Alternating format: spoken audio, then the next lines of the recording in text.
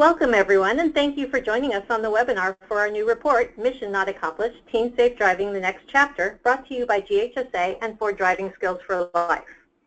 I wanted to start with a few technical and housekeeping notes. This webinar is being recorded and will be posted on the report page on the GHSA website within the next day. All attendees are muted for the duration of this webinar. If you would like to ask a question, you can use the questions box on your control panel. You may submit questions at any time during the presentation. However, we will hold all questions until the end of the presentation. You will see a brief survey at the conclusion of this webinar. We appreciate any feedback you provide, as well as suggestions for future webinar topics. With that, I will turn you over to Jim Graham with Ford Driving Skills for Life to start us off. Well, welcome everybody, and thanks for calling in. We're very happy that we were able to fund this study working with GHSA. Ford Driving Skills for Life has been in operation for 13 years. We're in 35 countries, and we've been working with teens over that time. And I actually learned a lot from this study that will help us, tweak our program a little bit. I just came off a national radio tour, and it's getting great visibility, and there's a lot of interest in this. So I'm not going to dwell on a lot of things that Pam is going to take us through, but I want to thank all the people that were involved with this, from GHSA to Pam to different researchers. Everybody's been involved with this. But thank you all for calling in, and I think it's a great study, and hopefully all learn something from it. So with that, I'm going to turn it back. Today we are pleased to have the report author, Pam Fisher, principal at Pam Fisher Consulting, to discuss the report. Pam is a nationally recognized expert in the field of teen safe driving and has nearly 3 decades of experience with behavioral safety issues. We are thrilled that she has shared her expertise in this report, and today she will cover the key findings and highlights. Take it away, Pam. Thank you, Amity. And I will tell you that Amity and I are right next to each other, so we're trying to make sure we get out of each other's way so we can do this. Thanks, everybody, for tuning in. We really appreciate the fact that you joined us this afternoon. Before I jump into the findings of the report, I just want to take a second to recognize a few folks, to thank them for their assistance on this. And also want to recognize the fact that we could not do this, obviously, without the help of Ford Driving Skills for Life and the Ford Motor Company Fund. And thank you, Jim, and your team. You're great partners in this effort. We appreciate it. Also, this was a real collaborative effort for us. I'm the consultant that worked on the project, but I did not work alone. I want to give a hats off to Richard Redding of Sam Schwartz Transportation Consultants. Richard did the data analysis for this report, so he was the person that did that real deep dive into the FARS data to help us kind of see what was going. So I really want to thank Richard for that. And also I want to thank Amity Hart and Madison Forker here at GHSA for their review of the report. They really dug in with this into this as well, and I can't thank them enough. So let's talk about this. So we looked at fatal crash data from 2005 to 2014 for teens from 15 to 20 years of age. We used NHTSA's Fatality Analysis Reporting System, or FARS as we all know it, to answer 3 key questions, and you see the questions up there on your screens.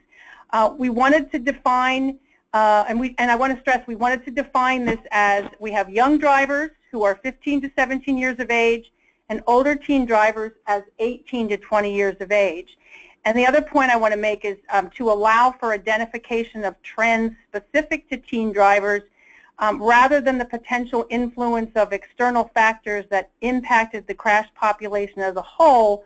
We had a comparison group of adult drivers who were 35 to 40 years of age, and they're included in the analysis. And if you've had a chance to look at the report, you will see that. We looked at that teen population, 15 to 20, segmented it by age, also segmented it by sex, but we also used this comparison group as well, and that's really important. So these are the 3 questions that we sought to answer when we did this analysis of the data.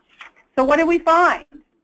So first, good news is that teen driver involvement in fatal crashes is down significantly over the past decade. It fell 48%. You see 7,500 teen crashes back in 2005, and we've almost have that in 2014.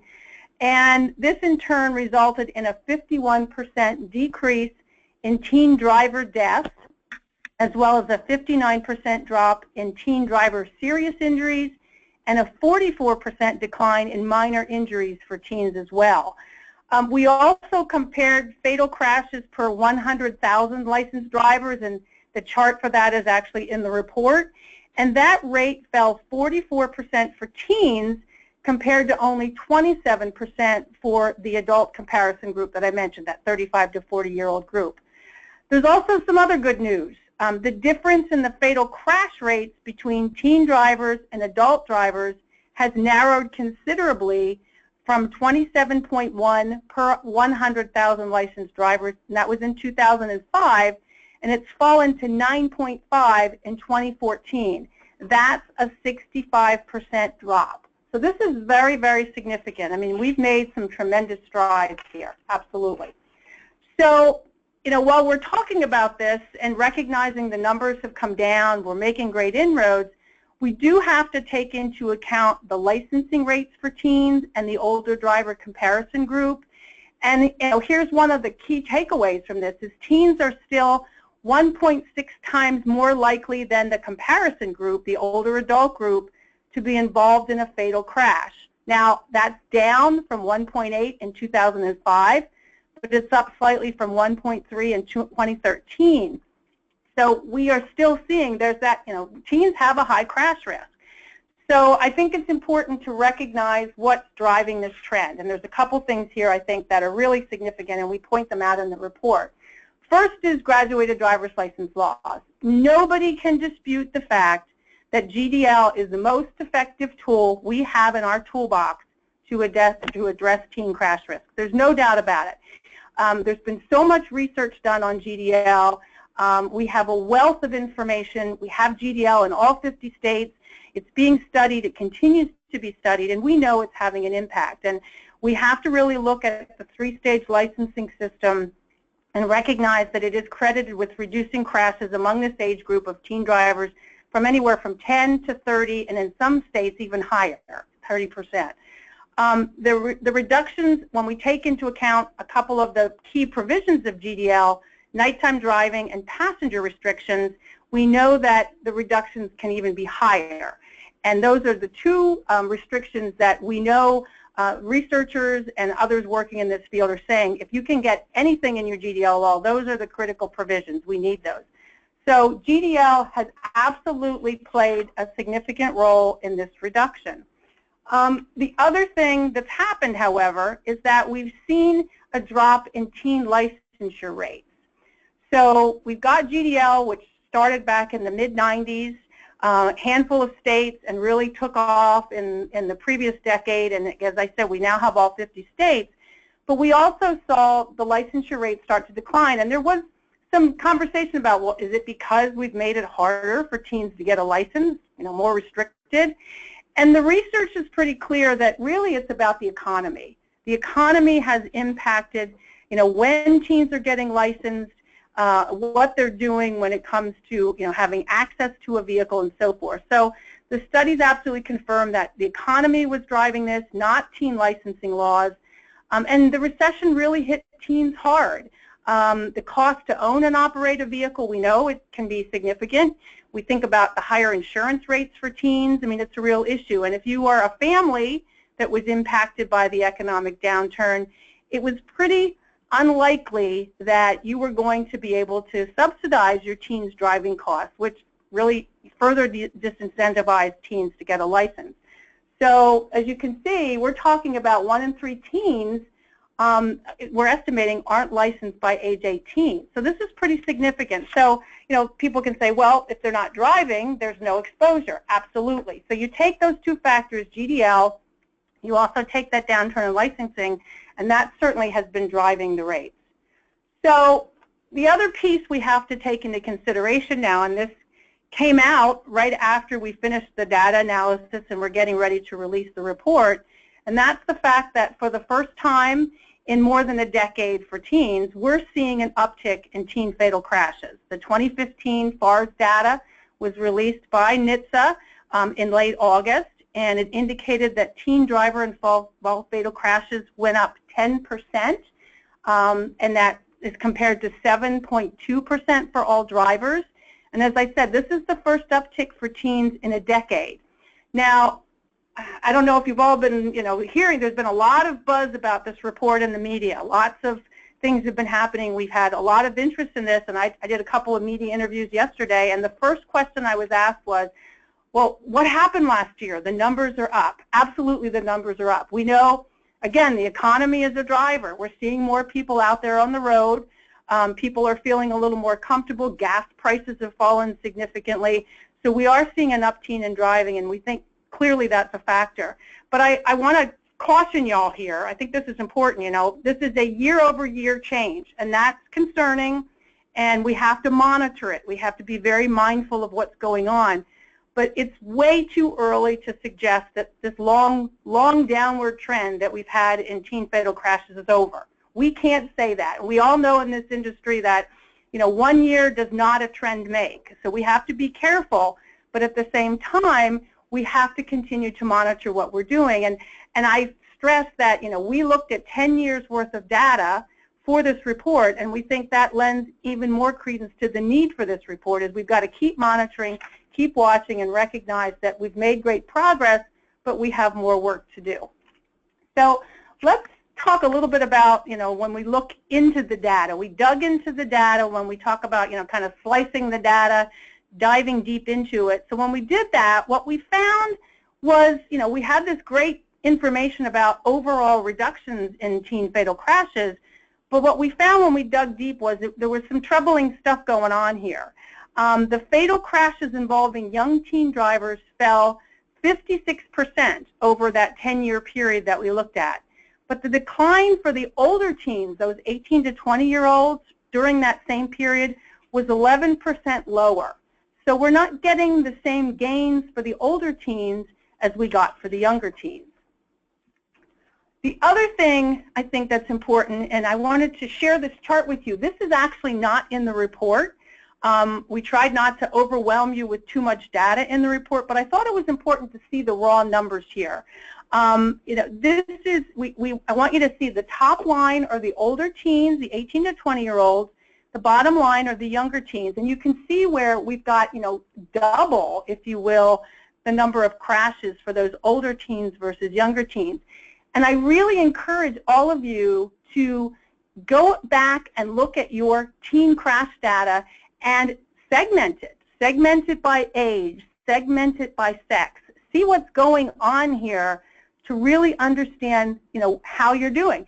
I'm sure if you look at the whole totality of your data for teens, you're going to see a downward trend. And you may have seen a little bit of a spike last year or even the year before, but you're definitely seeing an overall downward trend. But when you segment that data, what are you finding? And I think that's the critical story and the message that we're trying to push out with this report. So I encourage you to absolutely do that. The other thing, and this isn't surprising, I think we all know this, but when we look at that male versus female teen driver, there's also a storyline here as well. So when we segmented the fatal crash data by sex, the rate of involvement in fatal crashes per 100,000 licensed drivers is twice as high for males as it is for females for both the younger teens and the older teens.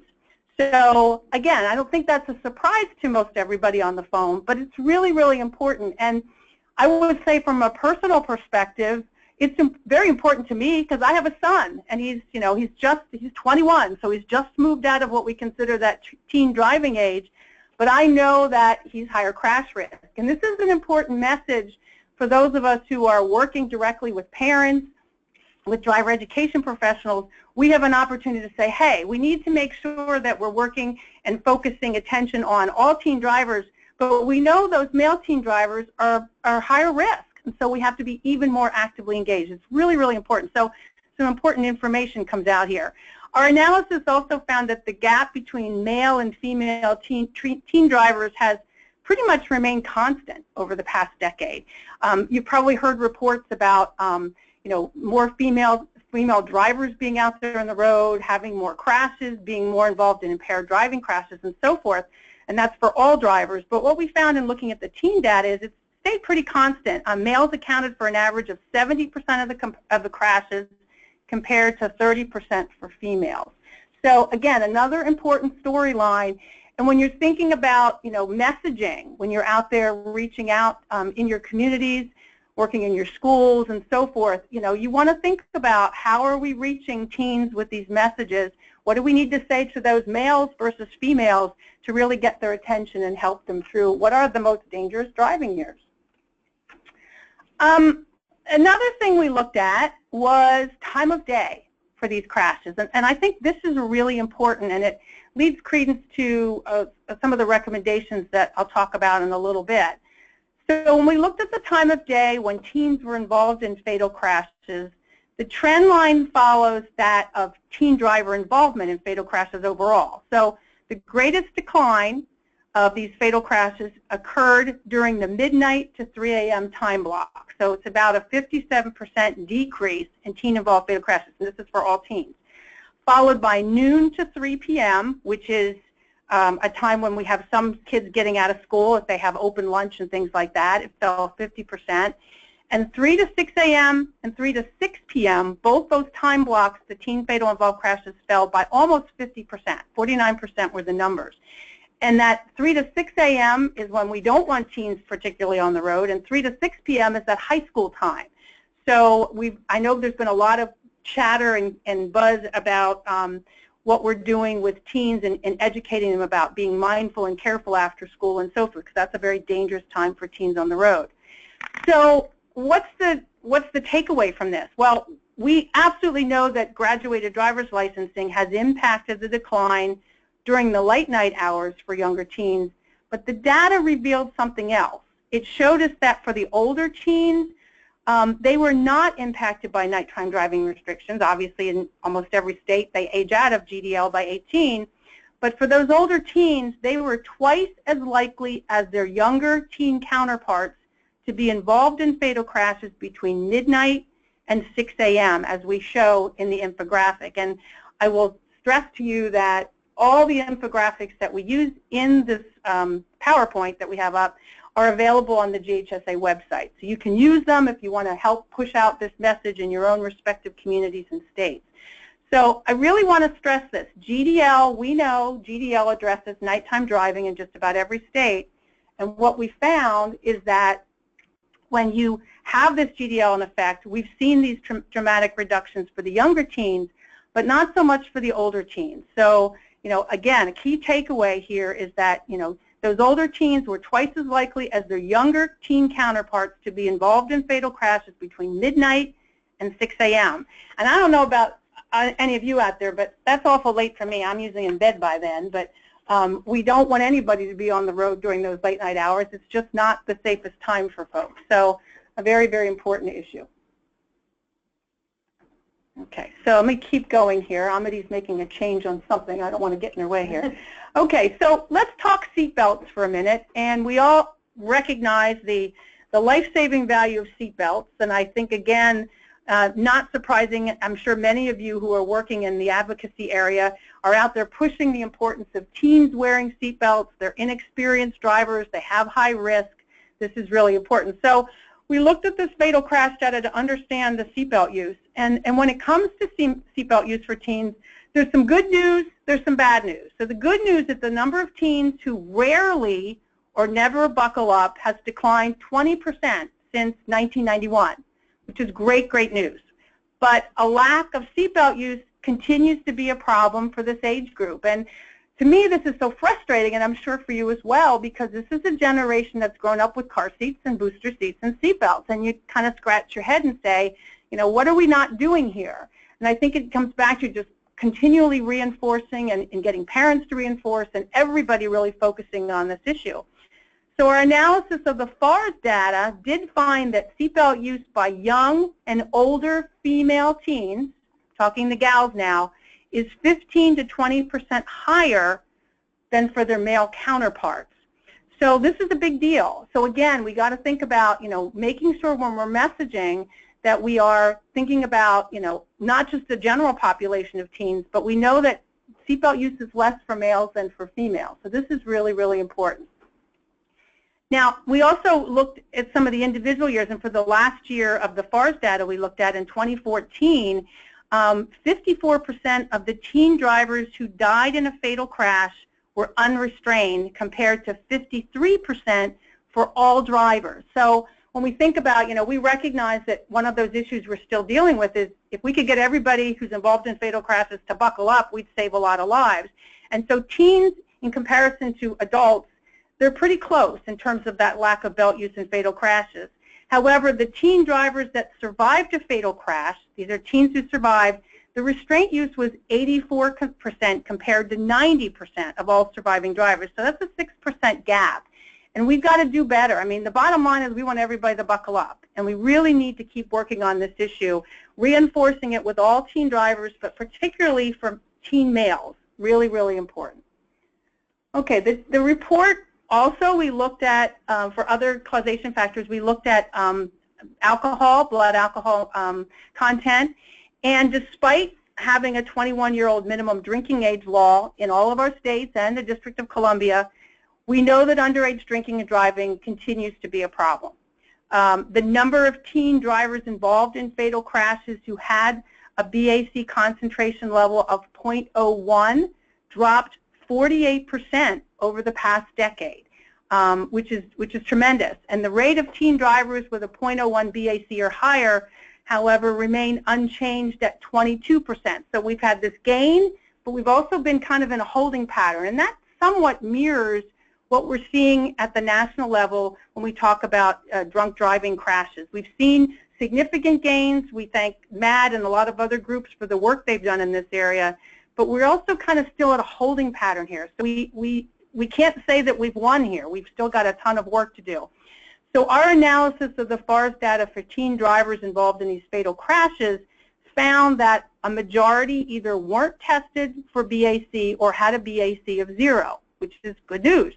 Among the teens who were tested, however, nearly 10% of the young teens, those are those 15 to 17-year-olds, and 20% of the older teens, 18 to 20-year-olds, had BAC test results of 0.01% or higher. And if we look just at the 2014 data, our analysis found that 19-year-olds accounted for the greatest number of teen drivers killed. There were 472, and that 29% of those drivers had alcohol in their system at the time of the crash. So this is real problematic. They're underage, they're drinking, they're driving. And if we just look at the 0.08 BAC, 20-year-old teen drivers accounted for the greatest number of deaths. And in your report, there is a chart that kind of breaks all this down for you. So I encourage you to take a look at that. So again, we need to recognize that it's not just about teens in general, but we've got to look at these different age groups and recognize what can we do here. When we segment the data by sex, males in both teen age groups had BAC test results of 0.08 or higher that was roughly double that of their female counterparts. So again, thinking about messaging, thinking about our outreach, talking to teens, talking to parents, we need to think about the fact that we have to work even harder. We need to address all teens, but we need to focus as well on teen males. Very, very important. So the chart that I'm talking about that breaks it out by age is on page, I think it's on page 9 of the report. So I encourage you to take a look at that and give you some additional information. And the last thing in terms of crash factors, causation factors that we looked at in the report, we also looked at distraction, speeding, and drowsiness. And for the distraction focus, our analysis of the FARS data found that about 10% of the teens in both the young and older age groups were distracted at the time of the fatal crash. Now, contrary to what you might expect, other distractions, and I'm calling that a category called other distractions, it includes 8 distractions, things like lost in thought, daydreaming, and inattention. That category accounted for the greatest percentage of distractions, which averaged about 8%. The rate of electronics use, we think of cell phones with texting and talking on phones, was 2.3%. And when we segmented it by sex, we found that females are more likely to be distracted by electronics, cell phones typically, than their male counterparts. But here's the thing to remember. Any type of distraction, you've got a new driver who's inexperienced, just ratchets up the crash risk even more. So we really need to, again, continue to focus on this issue and really educate teens about this. And teens do know. I mean, I reference this in the report. Teens know that their friends can be distracting. They know that technology is distracting. But we need them to take action and say, okay, I've got to eliminate those distractions from what I'm doing. It's very important. When it comes to speeding, we talked about females. The distraction issue is more of a female issue than a male issue. But when it comes to speeding, teen males are more likely than their female counterparts to speed. What was interesting when we did the analysis is that we found that while the rate of speeding actually declined about 10% for teen females from both the younger and the older age group, it increased about 3% for young male teens and actually fell about 5% for older male teens. Bottom line here is that speeding is a problem. It's a huge problem, and we know in some work that has been done previously for GHSA, there's a great report about teens and speeding on the GHSA website, that, as teens get more comfortable with their vehicle control and so forth, they tend to, drive faster. And so, again, thinking about inexperience and risk and recognizing that we need to continue to reinforce with teens what they're doing, this is a problem we can't ignore. Speeding is a huge problem, and teens followed the lead of their parents, and we know most people speed, and speeding continues to pop up as a huge causation factor in crashes. So we have to be attentive to this issue. And finally, the last factor I want to stress is drowsy driving. Now, it did not show up as a crash characteristic in the FARS data. It's there, but it's so tiny, it's just not showing up. But we know it's a likely contributing factor in teen-involved crashes because the research is out there that says that about, for those who are 25 years of age and younger, they're involved in more than half of drowsy driving crashes annually. And if you've been following the latest reports coming out of GHSA, back in August, a report on drowsy driving called Wake Up Call was released at the beginning of the month, and it goes into this issue of teens and the impact of sleep and fatigue on teen drivers. So I encourage you to take a look at that report. The bottom line here is that it is a factor. Drowsiness is a factor. We need to ensure that teens are getting sufficient sleep, as well as recognize the danger signs. What is drowsy driving? Do they understand what it is and when it's happening? And what steps can they take if they're behind the wheel to protect themselves? So there's some really good information in there that I encourage you to look at that's in the Wake Up Call report. And as I said, you'll find that on the GHSA website in the publication section. So lots of data, lots of information. I've really tried to summarize this in a way that I hope will entice you to dig into the report. All the reports that I've worked on with GHSA, they're designed to be kind of guiding documents to help get you thinking about, what should we be doing in our state, how do we, take this information and move forward. And I think the big takeaway from the data is that, the FARS data is your data. It's state data. States send this information to NHTSA, and it's compiled into this one database, but it's your state data. So I encourage you to dig into the data to understand, what's going on, and use that to guide how you move forward. So that brings the recommendations up, and I want to spend a few minutes talking about those. The report discusses 11 policy and programmatic recommendations. The rationale for these comes from research, best practice, information provided by state highway safety offices, and other sources. Every time I thought I was done finding something new that I thought would be informative to this report, I'd find something else. So there's a lot of good information that we pulled from to put this together. The recommendations are not listed in any priority order. However, and this is my caveat, not GHSA or Ford, I have to point to expanding GDL to include all teen drivers under 21 years of age as a priority. We know, as I said, that GDL is the most effective tool we have in the toolbox, and if we're really going to focus on doing the best we can for our teens, we've got to use the most effective tools. So this is Pam speaking now. I point to this GDL recommendation as absolutely essential and encourage states to think about how do we move this forward. So we know GDL works for young teens. We know, and I'm I speak from the standpoint of being based in New Jersey. We're the only state that requires all novice drivers under 21 to comply with all the GDL provisions. So if you wait until you're 18, 19, or 20 to get a license in New Jersey, you have to go through the full GDL program. So they are required to practice in the permit stage, required to go through that provisional stage where there's restrictions on passengers, driving at night, seatbelts, cell phones, and so forth. The other exception to that is the state of Maryland, and I'll mention them a little bit later when we talk about one of the other recommendations. They have a rookie driver program that applies to all new drivers, regardless of age. Once the teen is 18, however, they don't have those same restrictions for passengers and nighttime driving, but they do have to go through driver education requirements, which are important. So we really recognize how important this is. So, I'm sure many of you are listening and thinking, we're never going to raise the age in our state, never going to happen.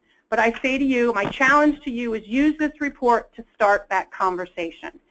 Couple that with a really deep dive into your teen crash data to see what's happening with your young and your older teens.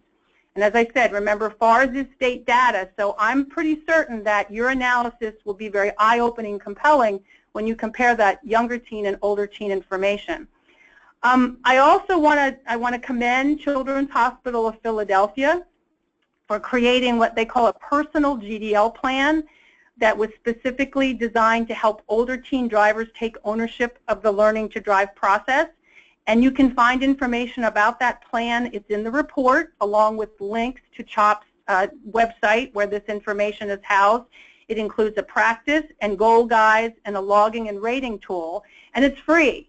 And for parents who say, I could never make my older teen do, quote, a GDL without, the state saying they have to do it, my message to parents is pretty simple. Remember to be a parent because your teen already has lots of friends. So I think it's really, really important that we try to use some of these tools to help, transition from, okay, my state doesn't have GDL for older teens, but there are things I can share with teens and their parents to help them kind of take this upon themselves to do this kind of stuff. And I'm sure there are families that would do this. I think they just need to be educated about this opportunity. I also want to point out that the age 18 is what we call a minimum or a bright line standard that is not based on science. Okay? So drivers who begin the licensing process at 18 or 19 or 20 years of age still have a high crash risk due to inexperience coupled with brain development. And I think just about everybody on the phone knows that the teen brain doesn't mature until about the early to mid-20s. So they have a high risk, they're risky. And they're not looking at risk the same way as a full and mature brain. So think about it this way. Age 18 doesn't necessarily equate to mental maturity, and we know that maturity and that mental maturity is critical for safe driving. So keep that in mind as you're thinking about, how do we talk about this issue with elected officials and others? Really, really important. Okay, so in addition to that, the report also recommends that all novice drivers complete driver education and training. And this is where we point out what's happening in Maryland with the rookie driver program. In that state, all new drivers, regardless of age, are required to complete 30 hours of in-class training and 6 hours of behind-the-wheel instruction. And I thought it was interesting because I queried the state about this issue and said, what's the pushback and what happens for those who can't afford to do this? And they basically said that, there's the demand is there, they have to do it. There are lots of driving schools across the state. People don't have to go searching for schools. And the driving schools is kind of the economy drives this. And so where these schools are located, they recognize, what the costs are and so forth, and they make their product available. There is a requirement that they provide financial aid. So there are some issues with that they're addressing. But at the end of the day, this is what the state requires, and people are fulfilling that requirement. So they are getting trained. So something to think about. The report also calls for actively promoting the benefits of older teen drivers completing a defensive driving or a behind-the-wheel program. And we talk about, things like Alive at 25 is one of the programs we referenced. They have their Teen Driving 4-hour program, which is an evidence-based program. For Driving Skills for Life is a defensive driving behind the wheel program. So there's some examples of those kinds of things in the report, and we look at this from the standpoint of, settings where these things can be offered. Colleges, community college particularly. I talked to a community college executive in my state, and I said, do you offer this kind of training, defensive driving? She said, well, we offer it through our adult school, but we never thought about offering it to our student population, and they all drive to campus. So there's some opportunities there where I think folks can capitalize on that. So I am going to stop for a moment, and I'm going to have Angie Ward, who is the program manager for the Washington Traffic Safety Commission. I'm going to invite Angie to jump in here for a few minutes, and she's going to talk about 2 recommendations that are in the report that focus on the licensing aspect. And one calls for providing relatable and relevant impaired driving information to older teens during license transactions when they're coming into the DMV or the motor vehicle agency for the license. And the other suggests sending an early warning letter when an older teen receives his or her first moving violation. So Angie, I'm going to turn it over to you. Can you hear me? Yes, we can. Okay, great. Well, thanks for having us. I am actually representing our Department of Licensing today, who has implemented one of these programs and is in the process of starting work on a grant that we give them for the other. So if you have questions that I can't answer, we'll certainly get those for you from our friends over there. I am the mother of 2 teenage, well, gosh, they're not teenage anymore, a 21-year-old and an 18-year-old, so I've recently been through the driver training process with both of them, so this is extremely fresh and alarming in my mind to be working on these issues. As Pam said, we have recently, or our Department of Licensing, not too recently, in 2011, started a program where early warning letters were sent out to violators beyond that 16, 17-year-old range. So I know many of us in our states have a component with our IDL or our GDL that those 16 and 17-year-olds are certainly sent, or their parents are sent a letter saying, you've got this first citation and here's what happens next. And in our case, you get 2 and you're suspended, so you definitely get a letter then as well. What DOL did is our Department of Licensing here, they actually took information from I'm losing my train of thought here. Predictable model. Remarkably, they had remarkably predictable correlations between increasing citations and collision probability as they looked at this predictive model. And so they knew that we could probably make some progress by just reaching out and touching those 18 and 19-year-olds when they got that first citation, because there was that correlation between getting a first citation and your increase in crash risk. So they implemented this and started sending letters out to those older, younger drivers that were getting these citations. The letter is not punitive. It's sent from our Department of Licensing director, and it actually states pretty clearly that this traffic violation doubles your risk, so you are now in a special category, and encourages attentive driving, and actually makes reference to our cell phone law, which our IDL law plays into, or our distracted driving law plays into our IDL, in that no cell phone use is allowed when they have an IDL. So, so essentially we have seen it's been in place long enough that we've seen the results, and early results show that there is a 12% decrease in that second ticket issuance when we compared it to a control group. And then in addition to that, we have seen, or what the predictive model was telling us is that, excuse me here, I'm losing my notes, that there's a probable reduction of 317 collisions total, and a reduction of 5 serious injury collisions, and a probable reduction of 1 fatality collision. So we're highly encouraged that this, really relatively inexpensive outreach to these drivers, to just letting them know that, hey, you are in a brand new category by getting that first citation at 18 or 19 has made a difference.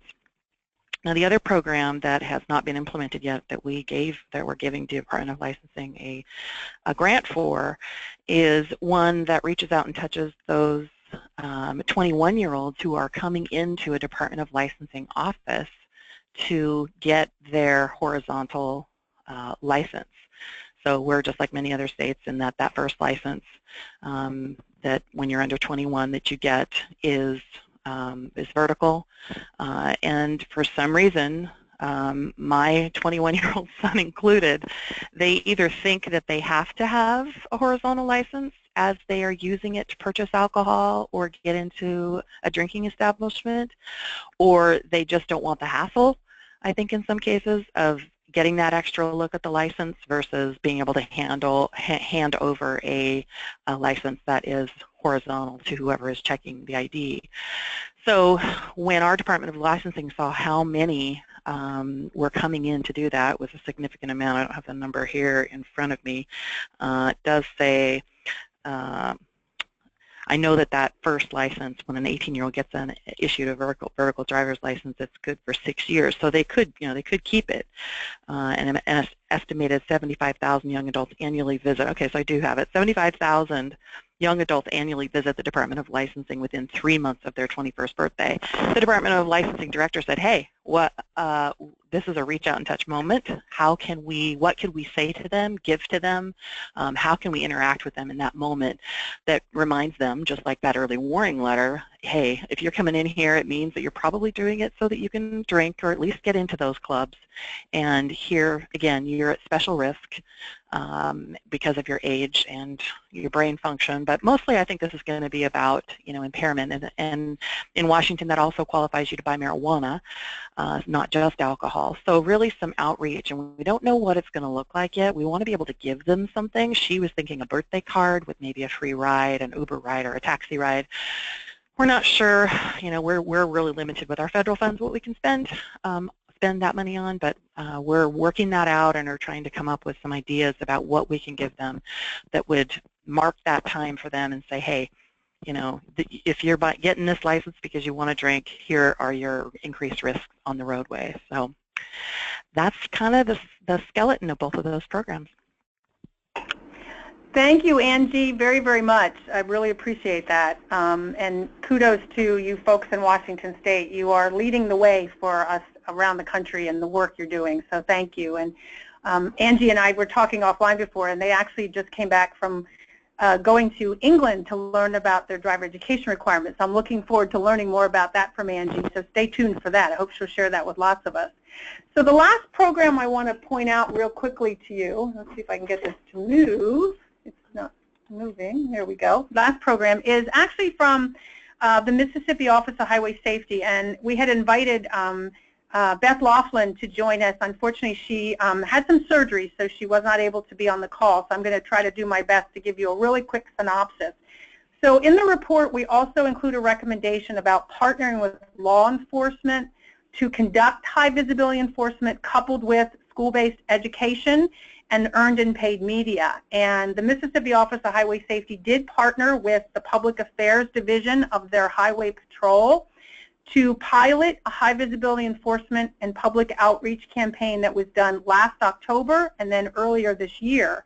So let me give you a little bit of the background. So the initial pilot was in October of 2015, which that state selected that month because it was the deadliest month on the road for Mississippi teens.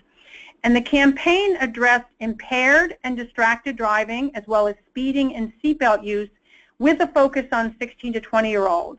They used the tagline, and you probably see it on the screen, pay attention, pay a fine, stop the knocks. And knocks meaning K-N-O-C-K, referring to stopping from having police officers having to go to deliver the news of a fatal teen car crash to that teen's family. So the campaign had 4 phases. There was a pre-survey, education and public information, enhanced enforcement with paid media, and then finally post-survey. So the observational surveys were conducted at high schools and colleges in 4 counties in the state that had the highest teen fatality rates, and they did that to establish a baseline for seatbelt use, distracting behaviors such as cell phone use, eating, drinking, grooming, as well as speeding. And then the same observational survey was conducted at the end of the pilot to gauge impact. In phase 2, the highway patrol officers did educational presentations at schools and colleges that addressed the dangers of engaging in unsafe behaviors behind the wheel. In the third phase, the highway patrol conducted checkpoints and saturation patrols, and this effort was supported with paid media that included digital, network, and cable TV ads and billboards. And throughout the pilot, the media was kept abreast of education and enforcement activities, including the final results of the enforcement to generate additional earned media. The state felt the pilot, and the state and their partners felt the pilot was a success based not only on the fact that the law enforcement achieved 100% of its enforcement goals. They conducted 24 educational programs. They reached over 3,600 students. But they found that when they went back and did that post-survey in those same locations, that distracted driving behaviors dropped by 15%, and teen fatalities based on year to year, from the previous year to the new year within that time period, fell 47%. In addition, they felt that there was a spillover effect from the campaign because they found that all traffic fatalities in the 4 counties where they did this fell 15% when compared to the same time period in 2014. In the report, it's an interactive report, it's an electronic report. We actually have some of the PSAs, so you can take a look at them, as well as some of the creative that were used in the campaign. So I encourage you to take a look. And I also want to point out that the campaign also included ads on the University of Southern Mississippi sports app, along with sponsorship of 2 of their home football games that occurred during that October 2015 pilot. And that sponsorship included scoreboard signage and public address announcements. And then the PSA, the Pay Attention, Pay the Fine PSA, one of those was broadcast on a high school football stadium scoreboard in one of those teen high fatality crash counties. So an example of how this state used high visibility enforcement coupled with education, earned media, paid media to really kind of focus on this issue, specifically looking at teens, and their early data is very, very promising. And I did not have access to their latest findings, but I'll be anxious to hear. I'll be checking back in with them to see how that all worked out. The last thing I want to mention before we open it up for questions, the report also calls for parents to be educated about the importance of continuing to coach and monitor their older teen drivers. And I say that as a parent of a 21-year-old, I can't overstate how important this is. Contrary to what parents might think, our teens do welcome our influence. And they do say, there's been a lot of research on this, that parents are their #1 influencer when it comes to driving. And that influence does extend to older teens. So the key is really reminding parents of that fact and giving them tools to help them do that. And in particular, when we think about underage drinking, teens going off to college, we provided some great information in the report, some resources that you can certainly point parents to, and you may have some tools that you can provide to them as well to really help them. And I think the message is clear. I know in our state we say to parents, even after your teen is fully licensed, you need to stay actively engaged because we've seen, higher crash risks. So it's important that we push that message out to parents. We also encourage all of us working in this arena to partner with colleges to promote safe driving, and also partnering with graduating high school peer leaders. These are teens who made teen driving a priority issue and talking to their classmates.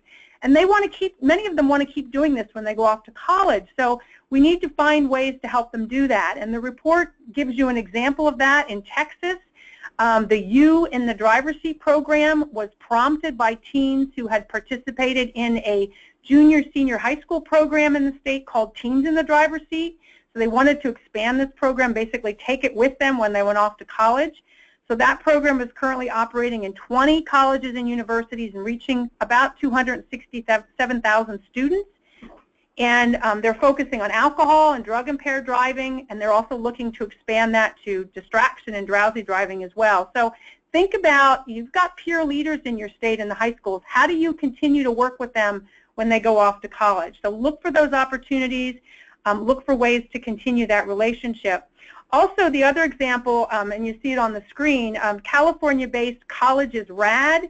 It's a statewide driving under the influence awareness project that's active on 41 college campuses with an enrollment of over 950,000 students.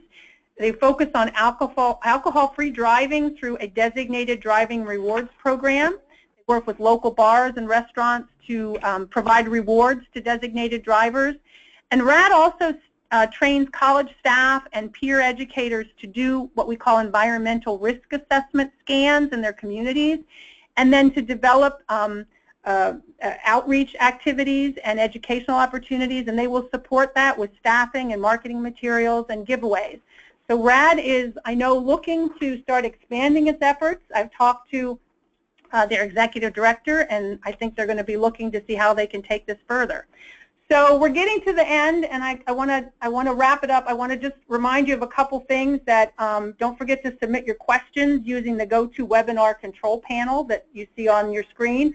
And also reminder that this webinar will be posted. The slides and the recording will be on the report landing page on ghsa.org. So if you came in late or you were having issues accessing the webinar, everything will be there. So let me take a minute and kind of wrap up what I want to, kind of just end here with some final thoughts.